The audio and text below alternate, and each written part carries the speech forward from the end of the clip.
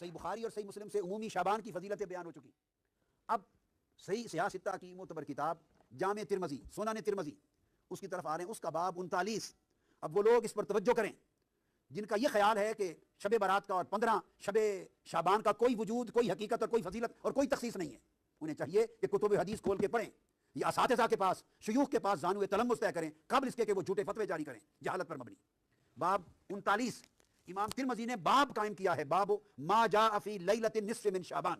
تو اس پر آقا علیہ السلام نے فرمایا نہیں، بات یہ ہے عائشہ وقال ان اللہ عز وجل ينزل لیلۃ النصف من شعبان، کہ جب شعبان کی 15ویں کی رات آتی ہے تو اللہ تبارک و تعالیٰ الی السماء الدنیا، آسمان دنیا کی طرف ایک خاص شان کے ساتھ نازل ہو جاتا ہے. اب آپ دیکھیے، یوں تو آسمان دنیا کی طرف ہر رات کے پچھلے پیر نازل ہوتا ہے، تو جب نصف شعبان کی رات کی تخصیص فرمائی تو اس کا مطلب ہے اس رات کسی اور شان کے ساتھ، بڑی عظیم مغفرت کے اعلان کے ساتھ، عظیم رحمتوں کے اعلان کے ساتھ، عظیم عطا اور سخا کے اعلان کے ساتھ اتر آتا ہے. فَيَغْفِرُ لِأَكْثَرَ مِنْ عَدَدِ شَعْرِ غَنَمِ قَلْبٍ. تو ایک قبیلے کا ذکر کیا جن کے پاس بہت بکریاں ہوتی تھی. فرمایا وہ قبیلہ جس کے پاس دنیا میں سب سے زیادہ بکریاں ہیں، ان بکریوں کے اوپر جتنے بال ہیں ان بالوں سے بھی بڑھ کر اس رات اللہ میری امت کی بخشش فرما دیتا ہے. اس لیے اس کو شب برات کہتے ہیں کہ اس رات دوزخ سے آزادی ہوتی ہے، برات ہوتی ہے، بخشش کا اللہ کی طرف سے اعلان ہوتا ہے. اور اس کے بعد امام ترمذی روایت کرتے ہیں وفی الباب عن ابی بکر صدیق، اسی باب میں اسی موضوع پر یہ حدیث سیدنا ابو بکر صدیق رضی اللہ تعالیٰ عنہ نے بھی روایت کی ہے. اب میرے بھائیوں 5 ضعیف الاسناد احادیث شب برات کے حوالے سے اور ایک صحیح سند کے ساتھ جو قول ہے ایک تابعی کا، میں وہ بیان کروں گا، لیکن اس کی ڈیٹیل میں جانے سے پہلے آپ ایک دفعہ درود شریف پڑھ لیجئے. اللہم صلی علی محمد وعلی آل محمد کما صلیت علی ابراہیم وعلی آل ابراہیم انک حمید مجید. اللہم بارک علی محمد وعلی آل محمد کما بارکت علی ابراہیم وعلی آل ابراہیم انک حمید مجید. 15 شعبان کی رات جسے عرف عام میں شب برات کہا جاتا ہے، چھٹکارے کی رات. حالانکہ یہ چھٹکارے کی رات دراصل حقیقت میں جو قرآن کی روح سے چھٹکارے کی رات ہے اور تقدیر کے فیصلوں کی رات ہے، وہ رمضان کے آخری عشرے کی تاک راتوں میں سے ایک رات ہے. میں انشاءاللہ اس پہ احادیث بھی بیان کر دوں گا. بہرحال یہ 5 احادیث پبلک میں مشہور ہیں، 5 کی 5 ضعیف ہیں. سن لیجئے. پہلی حدیث جامعہ ترمذی اور سنن ابن ماجہ سے ہے، مشکات میں ہے 1299، بڑی مشہور حدیث ہے. اما عائشہ رضی اللہ تعالیٰ عنہ کہتی ہیں آپ صلی اللہ علیہ وآلہ وسلم کو میں نے ایک رات بستر پہ نہیں پایا تو میں آپ کو ڈھونڈتے ہوئے نکلی تو آپ صلی اللہ علیہ وآلہ وسلم بقیع غرقد تشریف لے گئے تھے، بقیع قبرستان میں، اور آپ صلی اللہ علیہ وآلہ وسلم نے وہاں پر یعنی دعا فرمائی.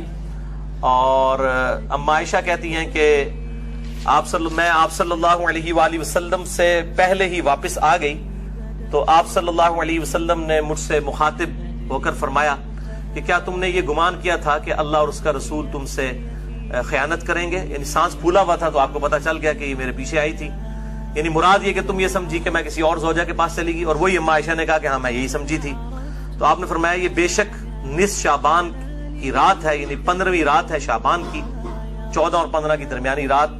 اس رات اللہ تعالیٰ آسمان دنیا پر نزول فرماتا ہے جیسا کہ اس کی شان کے لائق ہے، اور بنی کلب کی بکریوں کے بالوں سے بھی زیادہ لوگوں کی مغفرت کر دیتا ہے. لیکن یہ روایت ہے ضعیف. ڈاکٹر طاہر القادری صاحب یہ روایت پڑھتے پڑھتے ٹھٹک گئے کیونکہ اس کے آگے لکھا تھا امام ترمذی نے کہ روایتی جعلی ہے. لیکن یہ علماء اتنے بے شرم ہیں اور بالکل خیال نہیں کرتے ہیں کہ آدھی حدیثیں پڑھتے ہیں اور چلے کوئی جاہل ہو تو ہم اس کو بینیفٹ آف ڈاؤٹ دے سکتے ہیں، لیکن اگر کوئی عالم اس طرح کی کام کرے گا تو اس کو تو پھر ہم نہیں چھوڑیں گے. یہ بے شرمی کی انتہا ہے اور علمی خیانت کی انتہا ہے. ٹھٹک گئے. آگے کے الفاظ ہیں، امام ترمذی کہتے ہیں کہ یہ روایت منقطع ہے، سب سے شدید جرح ہے کہ راویوں کی ملاقات ہی نہیں آپس میں. اور وہ کہتے ہیں اس میں جو تبع تابعی ہے یحییٰ بن کثیر، اس کی ملاقات تابعی عروہ سے ثابت نہیں جو سیدہ عائشہ کے بھانجے تھے، اور جو تبع تابعی ہے حجاج، اس کی ملاقات یحییٰ بن کثیر سے سما ثابت نہیں ہے. اور پھر ساتھ امام ترمذی نے لکھا کہ میں نے اپنے استاد امام بخاری رحمہ اللہ تعالی جنہوں نے صحیح بخاری لکھی ہے ان سے جب اس حدیث کے بارے میں پوچھا تو انہوں نے بھی کہا یہ حدیث صحیح نہیں ہے، یہ حدیث ضعیف ہے، اور یہ سارے حکم انہوں نے بتائے. البتہ ایک حدیث ہے صحیح مسلم میں 2256 جس میں رات کا تو ذکر نہیں کہ یہ کون سی تھی، بہرحال یہ الفاظ موجود ہیں صحیح مسلم 2256 کہ آپ صلی اللہ علیہ وسلم ایک دفعہ رات کو اٹھ کے قبرستان بقیع غرقد چلے گئے. 3 दफा यूं हाथ उठाकर आपने दुआ की, बड़ी लंबी दुआ की। अम्मा आयशा भी पीछे पहुंची और फिर बाद में पहले ही वो आ गई अपने बिस्तरे पे, सांस फूला हुआ था। आपने फरमाया कि तू मेरे पीछे आई थी, तूने क्या समझा अल्लाह और उसका रसूल खयानत करेंगे? सेम वही अल्फाज है। फिर आपने फरमाया कि जब तुम सोई हुई थी, लेटी हुई थी, मैंने गुमान किया कि तुम सो गई हो, मेरे पास जिब्राइल आए थे, उन्होंने मुझे अल्लाह का पैगाम दिया कि जाकर बकीए गरकत में जो दफन है मुसलमान, उनके लिए दुआए मगफिरत करें। तो मैं उनकी दुआए मगफिरत के लिए बकीए गरकत कब्रिस्तान में आया और 3 दफा हाथ उठा के दुआ की। इससे यह भी बात पता चली कि बाज जो सलफी उलमा का यह मौकिफ है कि कब्र के सामने हाथ उठा के दुआ नहीं कर सकते, वो बिल्कुल बातिल है।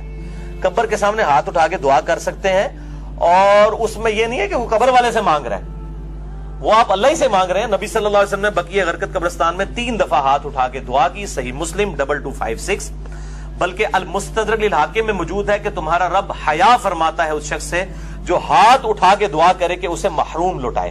हाथ उठा के दुआ करना ये अफजल अमल है। और आप हर दुआ के लिए, इवन नमाज के बाद भी, आप इज्तिमाई दुआ की बात नहीं कर रहा, अलग से जो आप दुआ हाथ उठा के करें तो ज्यादा बेहतर है। ना भी उठाएं तब भी ठीक है। हम टॉयलेट में जाते वक्त हाथ उठा के दुआ करने तो नहीं जाते, करके जाते, या बिस्मिल्लाह जो हम पढ़ते हैं खाने से पहले हाथ उठा के तो नहीं।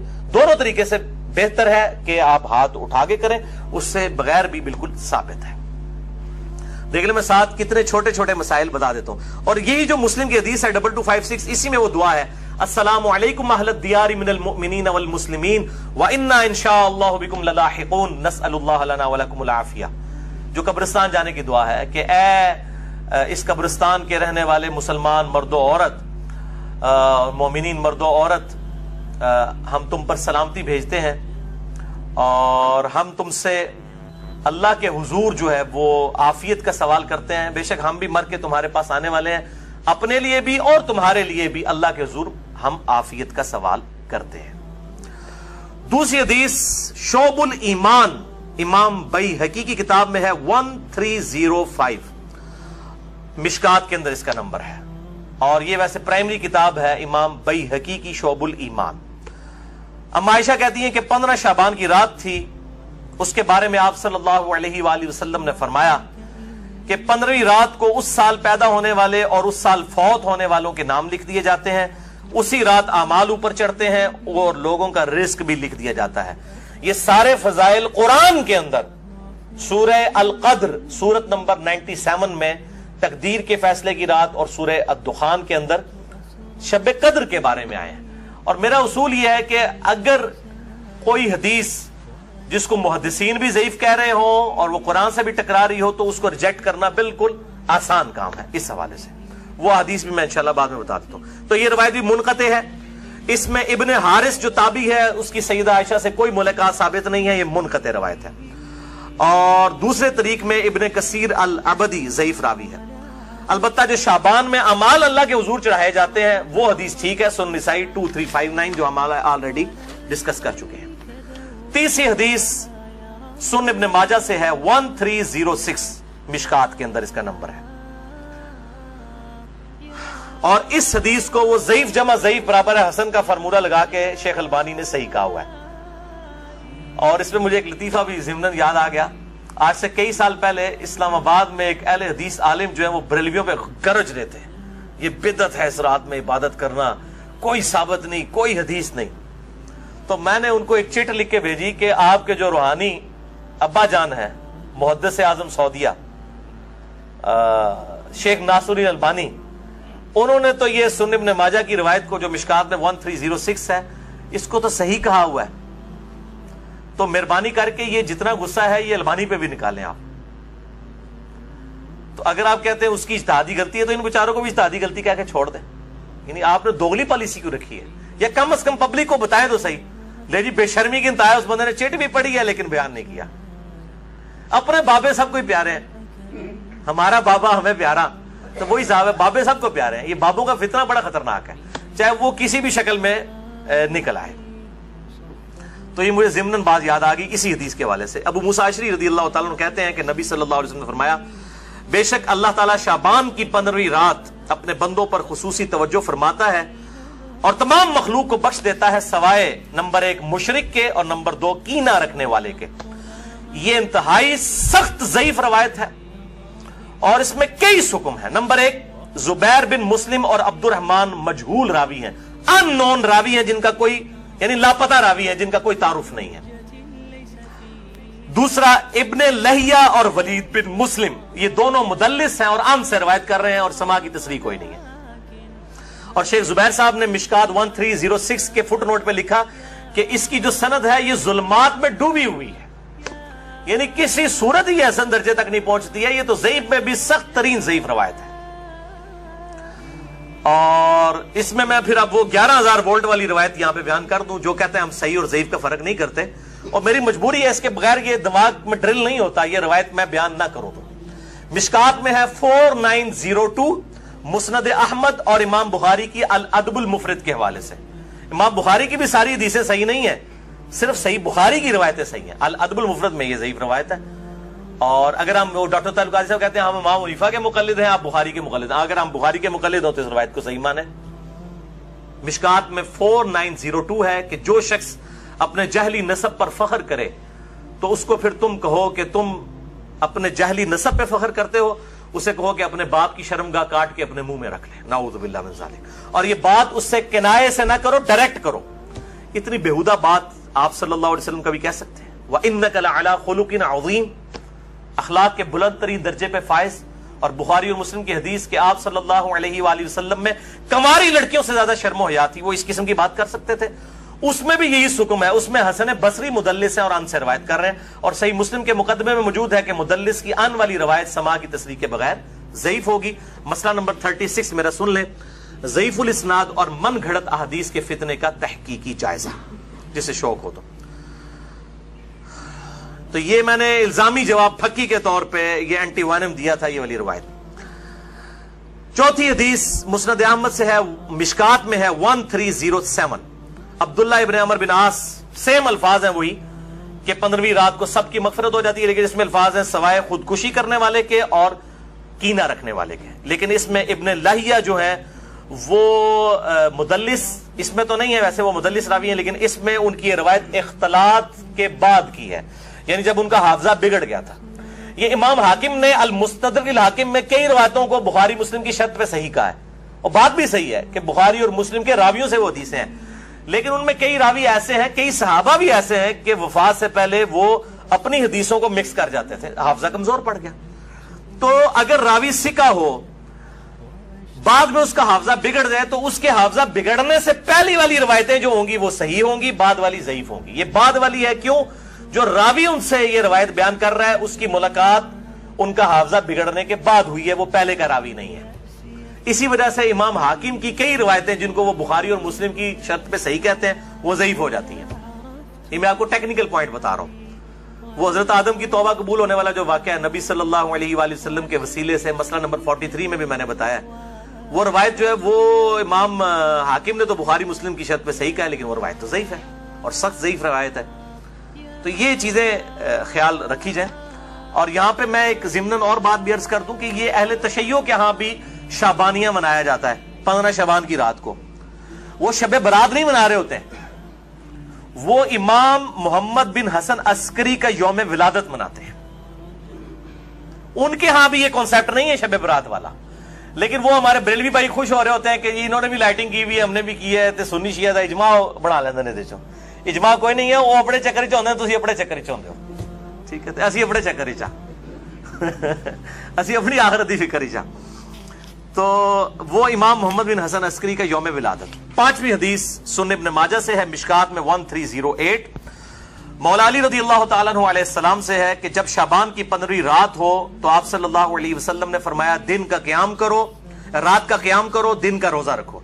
اب دن کا روزہ الگ سے صحیح مسلم وہ 27 جو 45 نمبر حدیث تھی اس سے ثابت ہے، اس کی وجہ سے میں نہیں، وہ الگ سے، کیونکہ غروب آفتاب سے طلوع فجر تک آسمان دنیا پر اللہ تعالیٰ نزول فرماتا ہے اور کہتا ہے کوئی مغفرت کا طالب کہ میں اسے بخش دوں، ہے کوئی رزق مانگنے والا کہ میں اسے عطا کروں، ہے کوئی عافیت چاہنے والا کہ اسے عافیت دوں، اور یہ سلسلہ طلوع فجر تک حتی مطلع الفجر، وہ جو سورہ قدر میں شب قدر کے بارے میں آتا ہے، یہ وہی الفاظ ہیں۔ یہ روزانہ ہوتا ہے، تہائی رات آخری جب رہ جاتی ہے، بخاری مسلم کے حوالے سے میں حدیث بیان کر چکا ہوں۔ تو 15 شعبان کا روزہ جو ہے وہ معاملہ بالکل الگ ہے۔ اس حوالے سے اور کئی روایتیں ہیں. شیخ زبیر علی زئی رحمہ اللہ تعالیٰ نے ایک پورا مضمون لکھا تھا جو مقالات کی پہلی جلد کے اندر وہ مضمون موجود ہے. جسے شوق ہے تو وہ پڑھ سکتا ہے. 14-15 صفحوں کا مضمون ہے جس میں انہوں نے یہ ساری بحثیں اس کی ضعیف روایتوں کے حوالے سے کی ہیں, اور انہوں نے ہی ایک صحیح قول بھی ایک تابعی کا لکھا. لیکن چونکہ تابعی کا قول مقطوع ہوتا ہے اور تابعی اگر کوئی غیب کی بات کرے گا تو وہ ضروری نہیں کسی صحابی سے سنی ہو, وہ کسی دوسرے تابعی سے بھی سن سکتا ہے.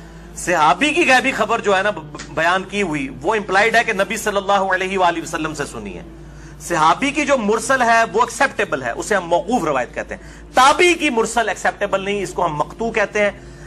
یہ غیبی خبر سے متعلق ہے لیکن یہ تابعی تک قول ثابت ہے. اس کا مطلب یہ ہوا کہ اس زمانے میں بھی یہ مسئلہ موجود تھا. مکحول تابعی ہیں شام کے, یہ مشہور تابعی ہیں اور ان کے بارے میں مشہور ہے کہ اکثر مرسل روایتیں چھوٹے ہوئے واسطوں والی بیان کرتے تھے. شعب الایمان امام بیہقی کی کتاب میں انٹرنیشنل نمبر کے مطابق 3671 نمبر یہ روایت ہے.